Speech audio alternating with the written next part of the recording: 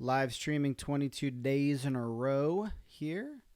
And got to give myself a reminder to tweet this out. Boom. Tweets have been tweeted. See how this looks over on Twitch. Take a quick peek over on Twitch. Cool. All right. Boom, boom. All right, so first up. Sorry, I'm a little slow getting started here. I was fighting with my audio settings for about 20 minutes before this, and it was driving me bonkers. You know what? Let me just test my YouTube chat real quick. So I want to see how it shows up on YouTube's. See how it shows up on YouTube? Huh. Doesn't show up on the homepage, at least not on mobile. Oh, okay, so it shows up in the uploads. That's weird. Let me post a quick test. Quick test message.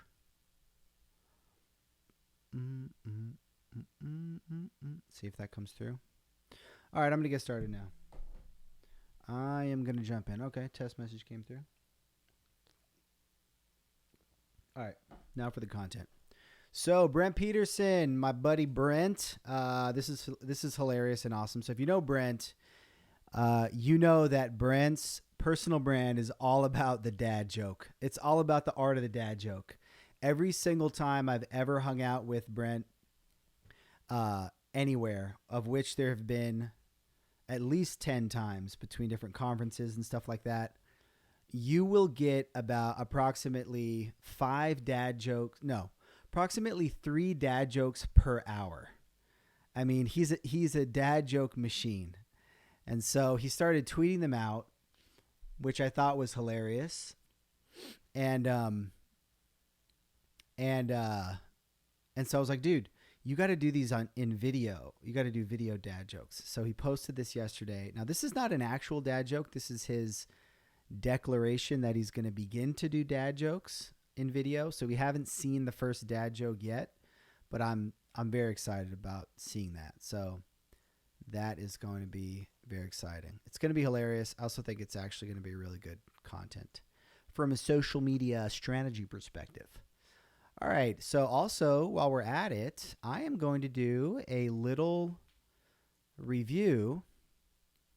Again, Oliver, when you're editing these, if you're editing this one, just make sure the very first clip of the video includes the screenshot here. So I'm going to do a quick review of this landing page, which Brent sent me recently. I think this is okay for me to do. This is a public page. And I like doing reviews. Quick sip of water. Again, this program is brought to you by H-E-B Sparkling Water. The best sparkling water. I need a better tagline than that. The best sparkling water. It's not very funny. Okay. So here we go. Landing page. First up. Logo looks great. I'm a big fan of the background image hero. The background image hero layout. I think it looks great. As it turns out, I am 99% sure that I used that same stock photo recently. I don't mean to blatantly self-promote my website here, but I want to just confirm that. It actually is part of the review in the sense that when you use stock photos, there's always that risk that, especially if you use the free ones, I'm pretty sure I used it. Did I use it? I did not use it. Okay. Everything I just said, completely ignore. But I thought I had seen that stock photo before and I thought I had used it. And of course, that's always a risk of using stock photos in general, particularly free stock photos, which I'm guilty of myself. I'm using the free stock photos because I was thinking about paying for stock photos, but it's like, you got to pay like $20 for 10 photos a month, which is like a bit overkill. But if you don't, if you do, and again, I could be totally wrong here if this is a free stock photo, but that's always the risk you run, is that you could be using a photo somebody recognizes. Okay, moving along to the actual review here. So first up, I've got the chat pop up here. Got any questions? Happy to help, which is cool. Now, of course, you got an avatar here that's empty, which is not helping you out very much. I think that goes without saying. And then I think that's Matt. I think that's your daughter there. Cool looking avatar. Anyways, this is obviously a cool feature. You can pop up in chat. Okay. No hassle up. So I'm fresh to, I don't know what this is at all. So I'm very fresh to this. So let's see. Hassle-free Magento 2. Now, there's something funny going on with the fonts here. It looks like this is a different font. Hassle-free Magento 2 upgrades. I don't know what's going on there. Magento 2 upgrades for a full year. Subscribe today. And then that takes you down to here, which, so my first expectation when I click a subscribe button is that I'm going to be able to like sign up and pay right away. So this is more of a request access or request a phone call type workflow. So maybe it's better to use that in the button. All right, moving along. White space here is a little, kind of a lot of white space, but it's probably fine. Get an upgrade subscription and never worry about your Magento store again. I like that. I like that value prop. Upgrades are a hassle. With Magento, you'll get access to an entire year of Magento 2 upgrades at a fixed monthly price. That's cool. That's cool. So I'm beginning to understand what this is. It's a subscription for upgrades, so you never have to think about upgrades anymore, which is cool. Some restrictions apply. Does not include major releases. So, ouch. All of a sudden, I get this as a developer, right? I get that you're wanting to provide the incremental releases, and it's good that you're being honest and upfront about the limitations. At the same time, as a customer, I feel like right off the bat, I'm like, oh, so if there's a really good upgrade, I don't get it? That kind of sucks. Again, I understand from an implementation perspective why you would go that route, but I don't know if there's something that can be done there. All right. Maybe here's the deal. Maybe instead of saying it doesn't include it, maybe you have a pricing option for it. So you've got so you do 3 pricing options, and then one of them does not include major releases. One of them does include. Now, how are you going to price that? Who knows? Because major releases are going to be. It's going to be hard to. It's going to be hard to price those out. But maybe you can do that. We also offer embedded certified Magento development. Embedded, I don't know what that means. It's a weird word. Onshore, offshore, nearshore blended rates. This is cool. Like, give me options. Some people are like, hey, I only want onshore. Other people are like, hey, I don't care. As long as they're good, let's go anywhere at all. Other people are like, nearshore is a happy medium. So that's cool that you got all those options. Full staff fluent in English and Spanish. You might want to have an en español link up here somewhere. En español. 24-hour support. That's good. Code audits. E-commerce strategy. Design and UX. Just kidding. I know that's UX. I know what UX is. Magento trainings and Magento performance consulting. Cool. That stuff all looks good. Now, this is sort of a feature list. And I don't know what you built your landing pages. Oh, here we go. This feels more like a feature list. Oh, this is an image. This is one single image. Okay. So I don't know what you built your landing page in. I am on the Webflow bandwagon like a beast currently. And they have some great out of the box. Let me see if I could find them. Ollie template Webflow. They have some great landing page templates. I mean, I'm talking 5 stars dope sauce. So you might want to peruse those. I'm going to just see if I can quickly see a preview to give you some examples. It's always kind of hard doing this on tablet, but it's a good experiment. Sections, headers, text. Let me just go into landing, see if I can find one in this landing page, like a cool feature list. Here's a cool feature list, right? So use something like this for that feature list. And there's all sorts of, and whether you use Webflow or something else, you know, whatever. But there are some real snazzy feature lists. Here you go. Boom. That's a nice feature list with numbers. So you could use that on your numbers, right? 24-hour, 2 languages. I don't know. But yeah. Here you go. Now that's a comparison matrix, so that's a little different. But yeah, use a snazzy feature grid instead of this image, because this is not going to be very good on responsive and stuff. Subscribe today. So again, maybe change this to request a call or something like that. And for your, I don't know what your pricing is, but you probably want to go the request a call route. You probably want them to talk to somebody until you fully figure out all your pricing and your whole model, and then get rid of this entirely and just give them, first of all, give them like a Google Auth to sign up so they don't got to type anything, and then give them a credit card button to pay, and then you're off to the races. So anyway, but backing up a little bit, big picture, I love this. I love the idea of I love productized services. I love Magento specific productized services, and I love upgrade specific even better. Don't know what your price point is. Obviously, that's what the name of the game is going to be, is how low can you go on a price point that makes it affordable and also you can make money on. But I applaud you, sir. And this is going to be the thumbnail for this video. I applaud you, sir. I like it. I dig it.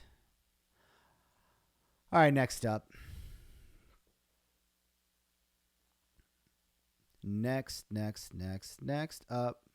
I listen to the same song every time. All right, next up, Recess. So I saw this recently. I came across this brand on social media, and I saw the website actually on my phone, which it looks pretty similar to how it's going to look here.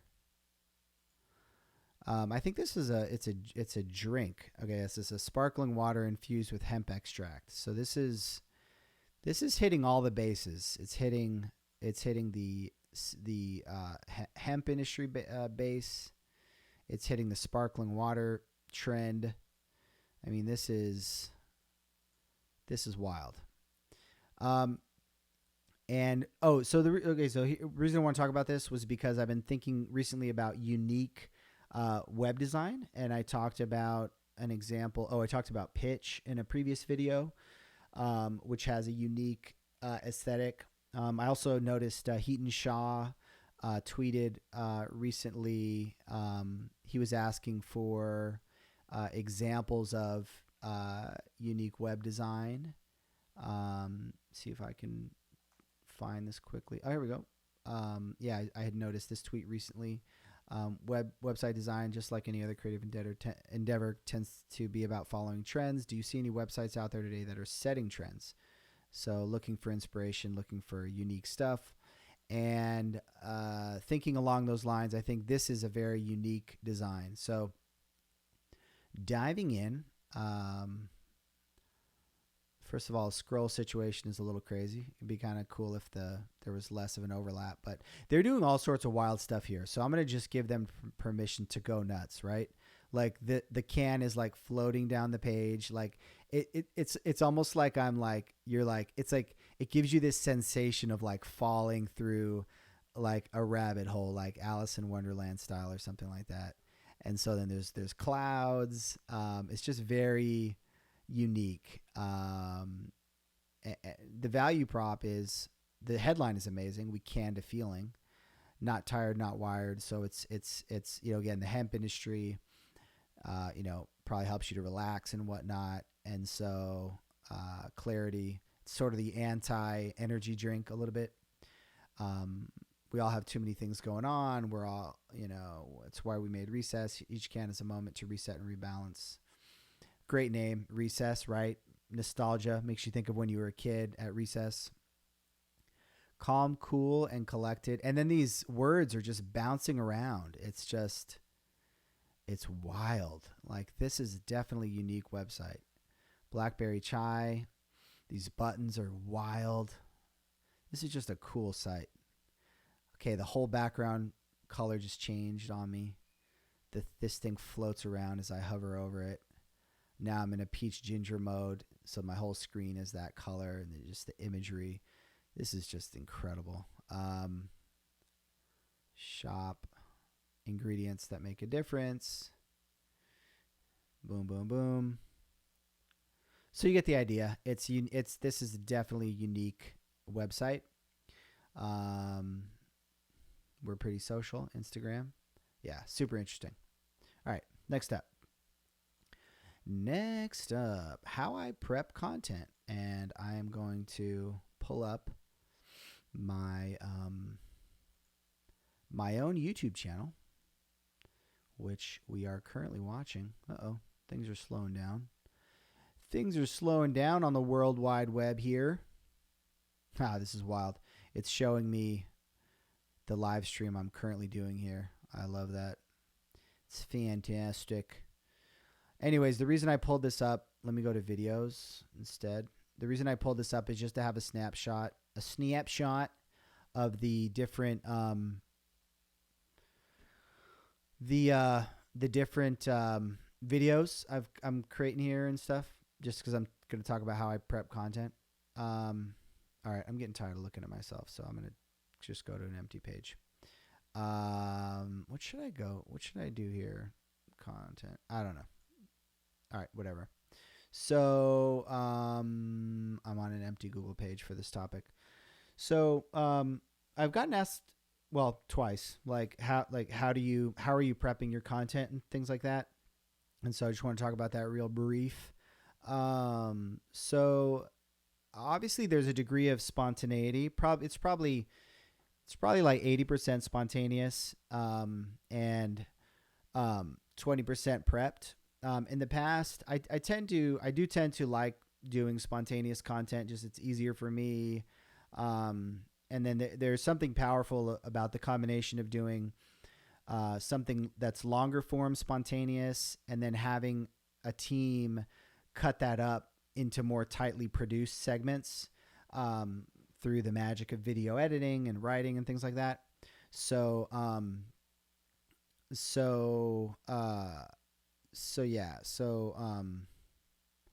getting distracted here.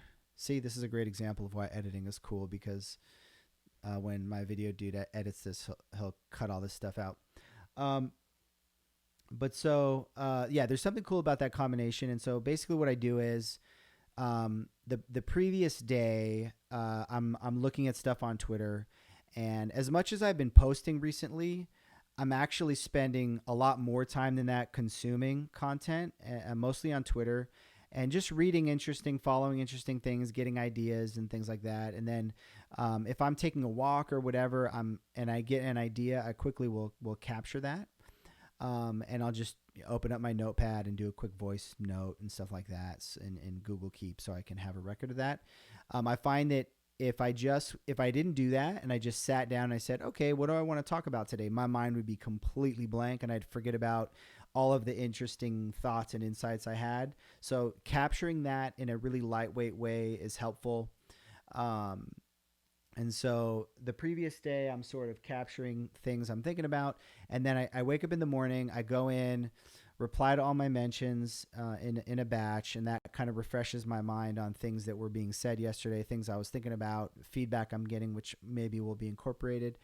And then I'll just sort of go through all the tweets from yesterday.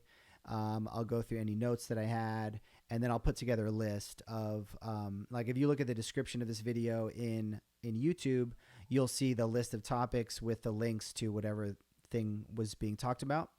And that's the list. That's the literal list. I have a notepad up on my screen right now, and that's the list that I work off of when I do the video. So that's the level of detail that I prep, is just one phrase per each topic, along with a link to where I'm going to talk about it. And then, yeah, and then so that's pretty much the process. And then I start recording, and then I'm just sort of riffing on each of those topics, and yeah, and then after I'm done, I'll pick out 3 of the topics which I want to be post produced, and then video guy will take those topics, cut it up into a tightly edited video, and then the writer will take those and turn them into an article for LinkedIn and for the blog and stuff like that. So that's the process, combination of some prep and some spontaneous, and yeah, that is the process. Okay, on the topic of content, another quick thing here. So this is a quick idea. I was talking to a buddy that has an audio podcast, and we were talking about content and stuff like that, and whether to do video. And doing video, honestly, doing video with remote guests, which most podcasts, you're doing remotely, a remote video. And man, I wish there were better options for video quality, because not only is it a question of like, it's hard, like there's not really any tool. Like I think Zoom is the best that's out there. And when you do a video on Zoom, it's like, it's laggy, the quality isn't there. And even if the video quality, even if there was a tool to remotely capture a video without lag and things like that, then you got to worry about, whichever random guest you have on, do they have good quality video? Do they have good lighting? Da, da, da, da. So it's complicated to do video podcasts, and there's a lot of people that do audio podcasts. And so one of the really powerful ways to distribute content is with video clips. And there's ways of doing video clips with audio. You can just do a clip that shows like, shows, an audio wave, and then has like the words that are being said transcribed. So that's a great way to share audio clips on social media. But probably better than that is actual video of somebody talking. And so one little technique you can use here, even if you can't go to like a full video podcast, what you can do is just record yourself on QuickTime locally. So you're doing your audio podcast and you just record yourself. And so obviously the only content you'd be able to share would be videos of yourself. You wouldn't be able to share videos of your guest. But it's better than nothing. And you can have great high quality video. Just use QuickTime. You can control all your own lighting and everything like that. You can have really great quality video of yourself. And then, you do a podcast for a half hour or an hour. You can pick out a clip. You can pick out a 2-minute, 3-minute clip from that and turn that into, or a 30-second clip and turn that into a great little piece of content you can share on social. So just a little potential idea there, a little hack there for the audio podcasters out there. All right, next up. This is a really interesting tweet I saw yesterday from John Stephenson. Hopefully I'm pronouncing that right. Stevenson. Many teachers think of children as immature adults, but maybe teaching would be better if we thought of adults as atrophied children. Many, quote, well-adjusted adults are bitter, uncreative, frightened, unimaginative, and rather hostile people. Oh, this is a quote from somebody else, which I didn't even notice initially. A quote from Keith Johnstone. So I saw this yesterday. It kind of blew my mind. I talked to you on yesterday's stream about some homeschooling things with my kids, and I'm thinking about education just broadly with my kids. Kids are so, in some ways, so free, right? Like all of these things, like they're not bitter.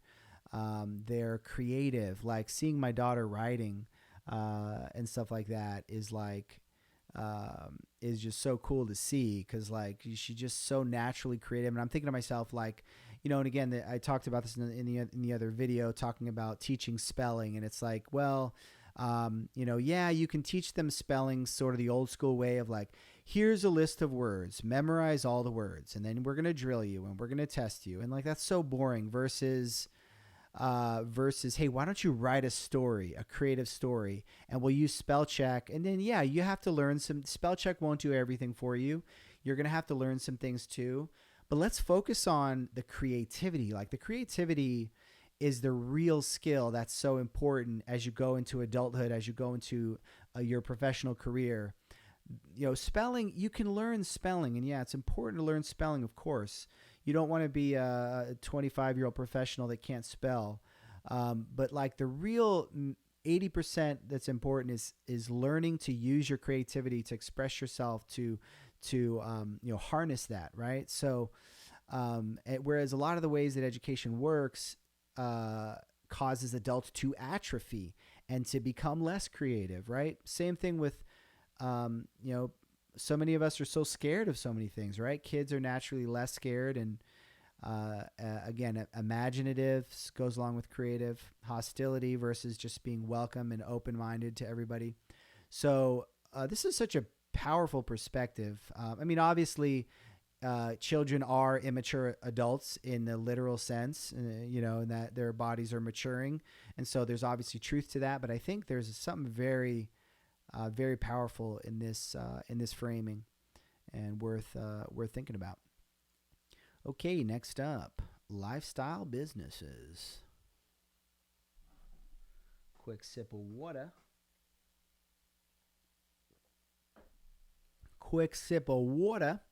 So this is a tweet from Sahil Lavingia. Again, hope I'm pronouncing that right. It's unfortunate that there's no better term to call a business like Gumroad other than lifestyle business, which has negative connotations. For what it's worth, I don't mind it. We improve the lifestyles of 11,000 plus creators, and my lifestyle's all right too. So this is, I think I've ranted about this before, but this is just worth ranting about over and over. The whole deal with lifestyle business being such a negative term, in the startup world. It's like, if you're either a real business that's going for super hyper growth, or you're, a lifestyle business that's just, trying to have a nice lifestyle, and, you're not a real serious business. But it's like all those VCs that drive that narrative, they have lifestyle businesses as investors. You know what I mean? Like, and so it's ironic. I mean, it's like, how is lifestyle business a bad thing? Like, a business that gives you a great lifestyle and is a great business and is profitable, that sounds freaking amazing. Now, yeah, I mean, are you going to be if you have a lifestyle business, are you going to be the fastest growing business in the world and give the greatest returns to investors? No, right? But that shouldn't be the end all be all in this context. That shouldn't be the thing that shouldn't be the North Star. That shouldn't be what's put on a pedestal, to use Gary Vee's phrase that he used a lot. So yeah, it's a great perspective. If you have a lifestyle business, then frickin' rock on. And hey, if you want to shoot for the stars and have a have a hyper growth company, that's awesome too, right? Like let's celebrate both of them, right? Instead of, one of them being, a bad thing. All right. Next up, tweet from Jason Fried, who I frickin' love. One of the people who I take massive amounts of inspiration from as a business owner, as a person. Again, on the topic of lifestyle businesses or just sustainable businesses. I mean, Basecamp is just incredible. So when I was starting my first business, I remember using a totally large random number as my first invoice number to make it seem like I'd sent a lot of invoices before. Hands up if you were as insecure as I was when you started your first business. So hands up right here. I definitely did that on my invoices. Did exactly that. I think I picked a number like 1,000 something or couple hundred, I don't know.